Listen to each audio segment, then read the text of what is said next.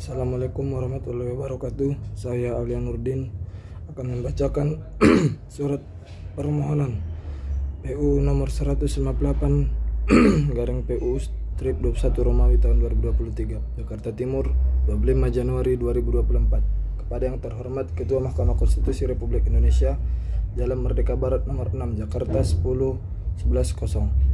Hal permohonan pengujian Undang-Undang Nomor 8 Tahun 1981 tentang Hukum Acara Pidana terhadap Undang-Undang Dasar Negara Republik Indonesia tahun 1945.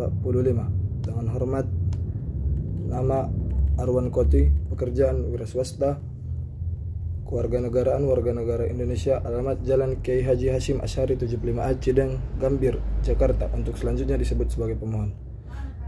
Untuk selanjutnya secara keseluruhan para pemohon tersebut disebut sebagai pemohon. Para pemohon dengan ini mengajukan permohonan pengujian Undang-Undang Nomor 8 Tahun 1981 tentang Hukum Acara Pidana terhadap Undang-Undang Dasar Negara Republik Indonesia tahun 1945. A. Kewenangan Mahkamah Konstitusi. Pertama, bahwa pasal 24C ayat 1 Undang-Undang Dasar Negara Republik Indonesia tahun 1945 menyatakan Mahkamah Konstitusi berwenang mengadili pada tingkat pertama dan terakhir yang putusannya bersifat final untuk menguji undang-undang terhadap undang-undang dasar. Yang kedua, bahwa pasal 29 ayat 1 huruf A Undang-Undang Republik Indonesia nomor 48 tahun 2009 tentang kekuasaan kehakiman menyatakan Mahkamah Konstitusi berwenang mengadili pada tingkat pertama dan terakhir yang putusannya bersifat final untuk A. Menguji undang-undang terhadap Undang-Undang Dasar Negara Republik Indonesia tahun 1945.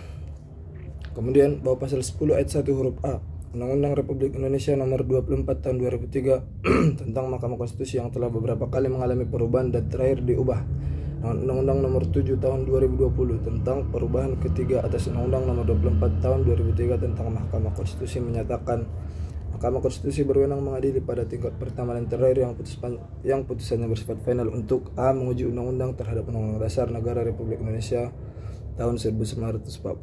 Kemudian bahwa demikian pula kewenangan Mahkamah Konstitusi Republik Indonesia dalam menguji undang-undang terhadap Undang-Undang Dasar juga diatur dalam pasal 9 Undang-Undang Republik Indonesia nomor 12 tahun 2011 tentang pembentukan peraturan perundang-undangan yang telah beberapa kali mengalami perubahan, terakhir diubah dengan Undang-Undang Republik Indonesia nomor 13 tahun 2022 tentang perubahan kedua atas Undang-Undang nomor 12 tahun 2011 tentang pembentukan peraturan perundang-undangan menyatakan dalam hal suatu undang-undang diduga bertentangan dengan Undang-Undang Dasar Negara Republik Indonesia tahun 1945, pengujiannya dilakukan oleh Mahkamah Konstitusi. Kemudian bahwa pasal 2 Peraturan Mahkamah Konstitusi Republik Indonesia nomor 2 tahun 2001 tentang tata beracara dalam perkara pengujian undang-undang menyatakan 1. Objek permohonan PUU adalah undang-undang dan Perpu.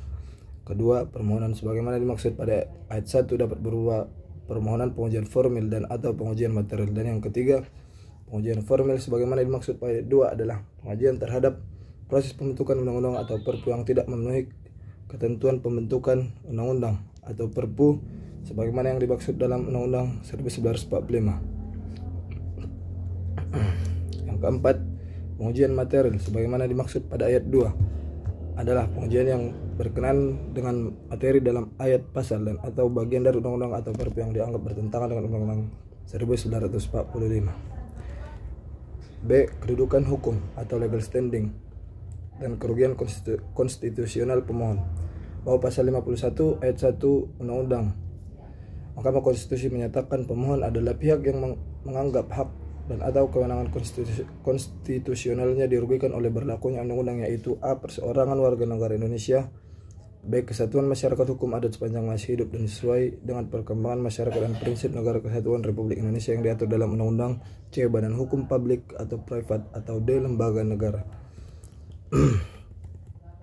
Bahwa penjelasan pasal 51 ayat 1 Undang-Undang Nomor 24 tahun 2003 tentang Mahkamah Konstitusi menyatakan yang dimaksud dengan hak konstitusional adalah hak-hak yang diatur dalam Undang-Undang Dasar Negara Republik Indonesia tahun 1945. Bahwa selanjutnya pasal 4 ayat 1 Peraturan Mahkamah Konstitusi Nomor 2 tahun 2021 tentang tata beracara dalam perkara pengujian undang-undang menyatakan A. Perorangan warga negara Indonesia atau kelompok orang yang mempunyai kepentingan yang sama, B. Kesatuan masyarakat hukum adat sepanjang masih hidup dan sesuai dengan perkembangan masyarakat prinsip negara kesatuan Republik Indonesia yang diatur dalam Undang-Undang. C. Badan hukum publik atau privat, atau D. Lembaga negara. Bahwa mengacu dengan ketentuan pasal 51 ayat 1 Undang-Undang Mahkamah Konstitusi dan penjelasannya serta pasal 4 ayat 1 Peraturan Mahkamah Konstitusi nomor 2 tahun 2021 tentang tata beracara dalam perkara pengujian undang-undang, terdapat dua syarat yang harus dipenuhi untuk menguji apakah pemohon memiliki kedudukan hukum atau legal standing dalam perkara pengujian undang-undang, yaitu pertama, terpenuhinya kualifikasi bertindak sebagai pemohon, dan kedua, adanya hak dan atau kewenangan konstitusional dari pemohon yang dirugikan dengan berlakunya suatu undang-undang. Bahwa kualifikasi pemohon dalam pemohon ini adalah perorangan warga negara Indonesia, hal mana dibuktikan berdasarkan kartu tanda penduduk pemohon.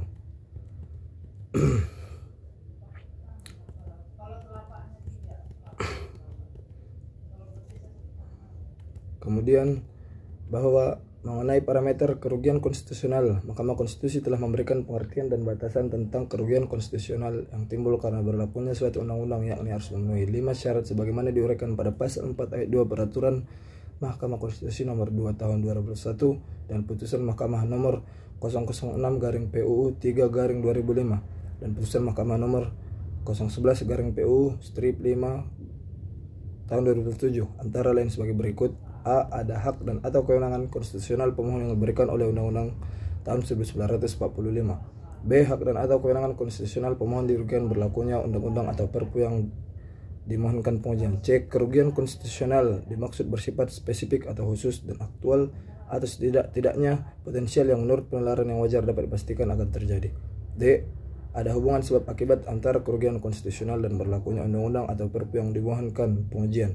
Dan E. Adanya kemungkinan bahwa dengan dikabulkan permohonan kerugian konstitusional seperti yang didalilkan tidak lagi terjadi.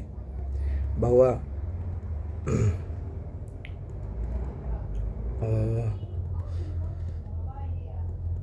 kemudian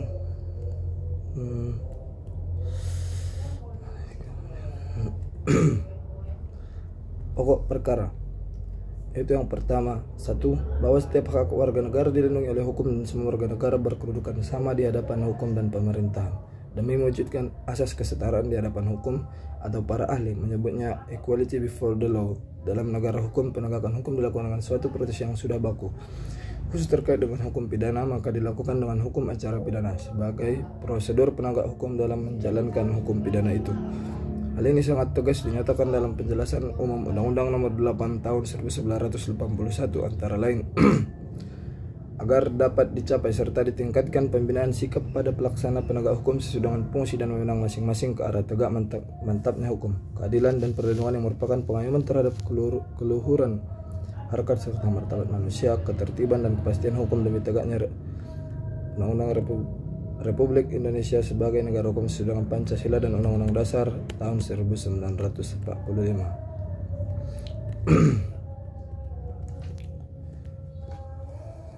Kemudian bahwa ketika pemohon diproses hukum atas dasar surat penghentian penyelidikan, maka pada hakikatnya berhadapan dengan negara yang dituntut dan berpegang teguh pada asas kesetaraan di muka hukum, dan harus dipahami bahwa negara hanya boleh melakukan tindakan terhadap individu yang diduga melakukan suatu tindak pidana dengan berdasarkan batas-batas yang telah ditentukan undang-undang.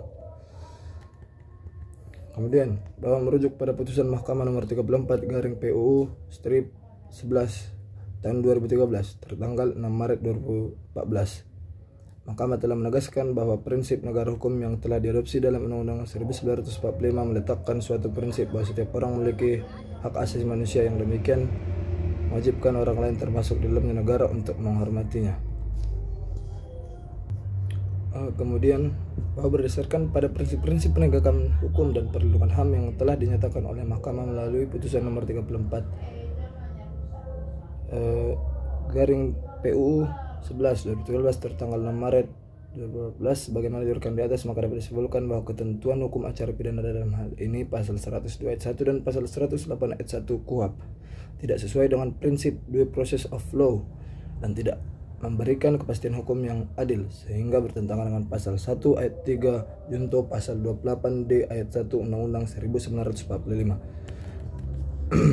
Lebih lanjut, karena hukum acara pidana dalam hal ini KUHP merupakan implementasi penegakan dan perlindungan HAM yang merupakan ketentuan konstitusional dalam Undang-Undang 1945. Maka, jika ketentuan dalam pasal 102 ayat 1 dan pasal 108 ayat 1 KUHP bertentangan dengan prinsip due process of law dan tidak memberikan kepastian hukum yang adil, maka dengan sendirinya ketentuan tersebut bertentangan dengan pasal 281 ayat 5 Pasal 28I ayat 5 Undang-Undang 1945 yang mewajibkan negara untuk menegakkan dan perlindungan HAM sesuai dengan prinsip negara hukum yang demokratis dan mengharuskan pelaksanaan HAM dijamin, diatur, dan dituangkan dalam peraturan perundang-undangan. Kemudian petitum bahwa berdasarkan segala argumen yang telah disampaikan di atas dan bukti-bukti yang dilampirkan dalam permohonan ini serta keterangan ahli serta keterangan saksi yang dihadirkan pada persidangan ini, dengan ini mohon yang mulia Majelis Hakim Konstitusi untuk memberikan putusan sebagai berikut.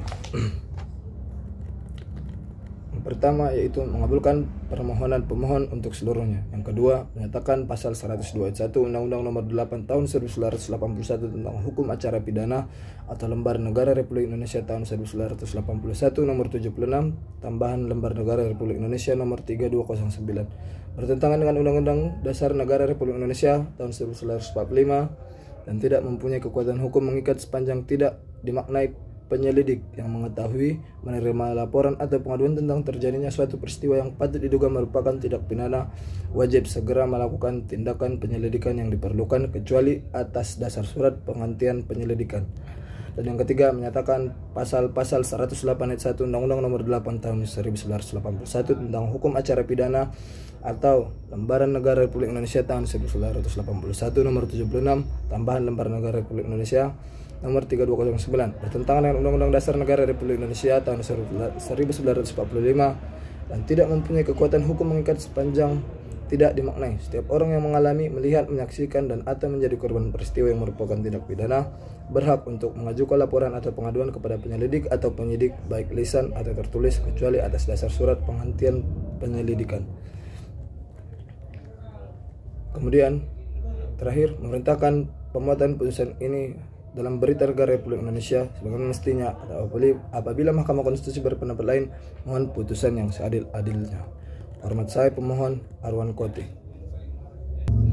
Baik, selanjutnya saya di sini akan membacakan surat jawaban DPR terhadap PUU nomor 66/PU/21 tahun 2023. Jakarta, 2 September 2019. Kepada yang terhormat Ketua Mahkamah Konstitusi Republik Indonesia Jalan Merdeka Barat Nomor 6 Jakarta 10.11.0. Dengan hormat berdasarkan kuasa pimpinan DPR Republik Indonesia Nomor HK 00-3381-DPR RI 2019 tanggal 2 September 2019. Kami yang bertanda tangan di bawah ini: 1. A. Maulana SH, 2. Hamzan Zulfa SH, 3. HM Darwin SH, 4. Dwiningsi SH, 5. M. Ali Mahmud SH MH, 6. Haji Bukhari SH, 7. Dr. Andus Logan Siagian, 8. Haji Zain Bajar SH. Bertindak untuk dan atas nama DPR RI memberikan keterangan terhadap pemohon uji material atas Undang-Undang Republik Indonesia Nomor 42 Tahun 1999 tentang jaminan fidusia terhadap Undang-Undang Dasar Negara Republik Indonesia Tahun 1945. Nama: Johannes Salim, keluarga negaraan Indonesia, alamat Teluk Gong, Jalan FRT RW 012/010, Kelurahan Pejagalan, Kecamatan Penjaringan, Jakarta Utara. Selanjutnya disebut sebagai pemohon 1. Kemudian nama: Syilfani Lefat Tahalim, keluarga negaraan Indonesia, alamat Teluk Gong, Jalan F RT/RW 012/010, Kelurahan Pejagalan, Kecamatan Penjaringan, Jakarta Utara. Selanjutnya disebut sebagai pemohon kedua. A. Mengenai syarat pemohon. Hak dan atau kewenangan konstitusional pemohon, bahwa pemohon diajukan untuk melaksanakan hak konstitusional yang dijamin dalam pasal 28C ayat 1 ayat 2 dan pasal 28D ayat 1 3 Undang-Undang 1945.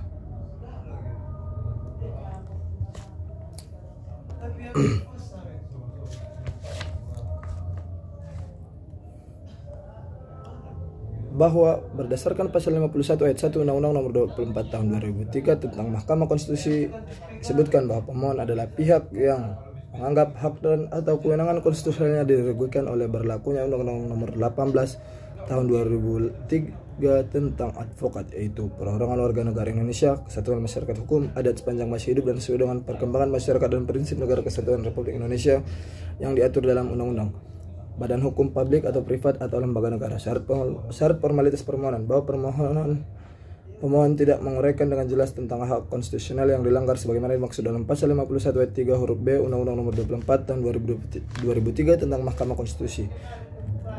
Kemudian bahwa pemohon mengenai pasal yang mengatakan bahwa pasal 31 Undang-Undang Nomor 18 Tahun 2003 adalah bukan hak konstitusional yang menjadi kewenangan Mahkamah Konstitusi sebagaimana dimaksud dalam pasal 51 ayat 3 Undang-Undang Nomor 24 Tahun 2003 tentang Mahkamah Konstitusi. Berdasarkan uraian di atas, permohonan pemohon tidak memenuhi syarat sebagaimana dimaksud dalam pasal 51 Undang-Undang Nomor 24 Tahun 2003 karenanya permohonan pemohon harus dinyatakan tidak dapat diterima. B. Mengenai pokok materi permohonan. 1.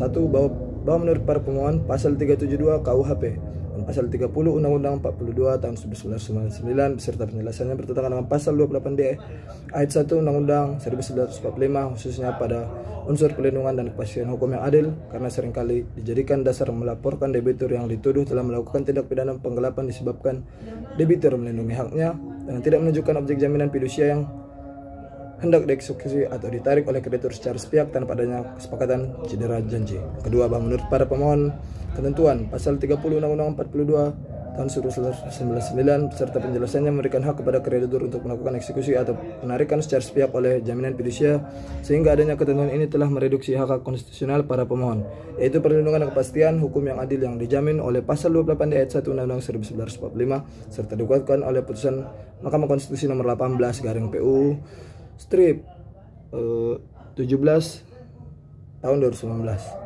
Yang ketiga, bahwa menurut para pemohon debitur seharusnya dilindungi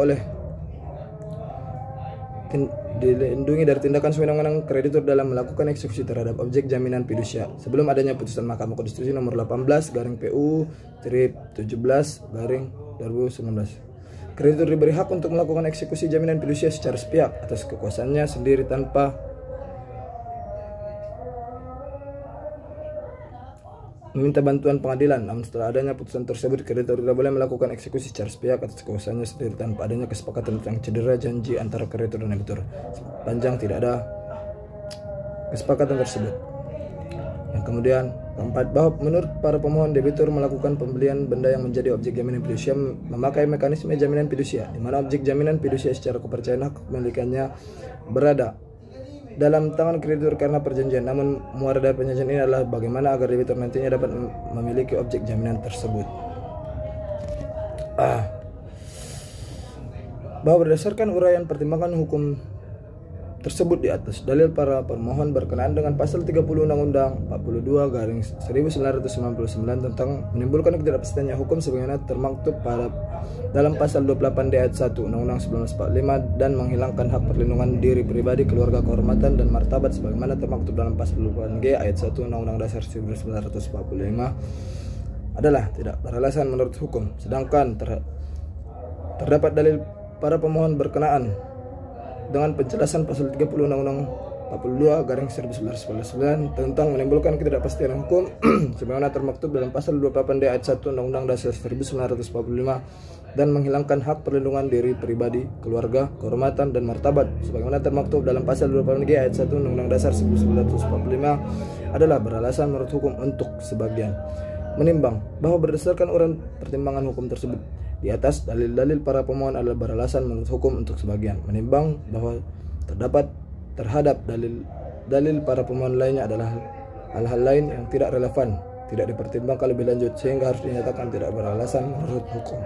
Tim kuasa Dewan Perwakilan Rakyat Republik Indonesia dalam menghadapi persidangan di Mahkamah Konstitusi. Sekian, Assalamualaikum warahmatullahi wabarakatuh.